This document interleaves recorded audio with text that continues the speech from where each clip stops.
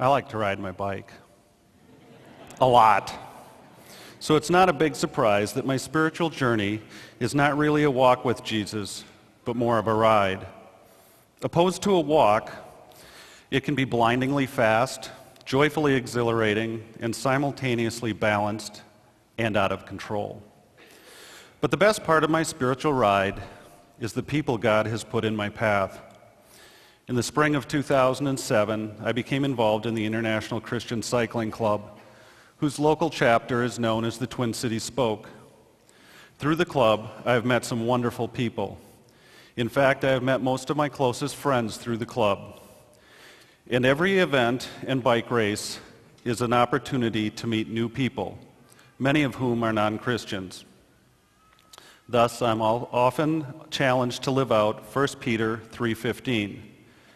But in your hearts set apart Christ as Lord.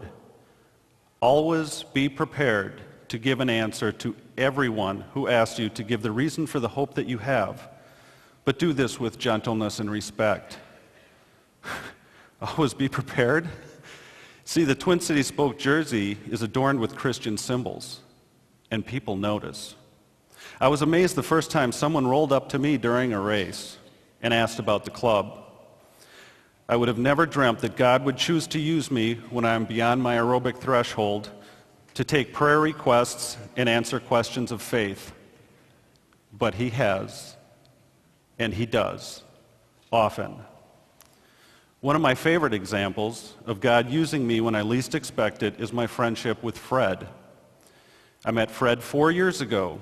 Our kids were in the same swim class, and we realized that we shared a passion for biking. In light of his interest in biking, I secretly signed him up for our club newsletter, and I didn't know for a long time if he ever read it. Then I ran into Fred at a race a couple of years ago, and although he didn't recognize me right away, he did recognize the jersey from following our progress in those newsletters. I introduced him to several other club members, and bonds started to form. As God would have it, Fred and I worked on some projects together this past year, and our friendship grew much stronger. As I got to know Fred, I learned that his personal life was full of strife, and he really needed somebody to lean on and to listen. I feel honored to have been chosen by God to be the friend that Fred needed.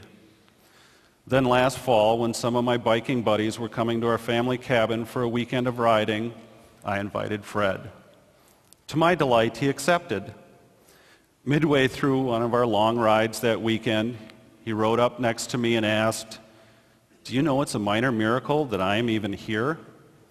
He explained that he grew up with a father who was a religious-hating atheist, and for Fred to be on a Christian retreat was something that he never would have imagined. I almost lost control of my bike.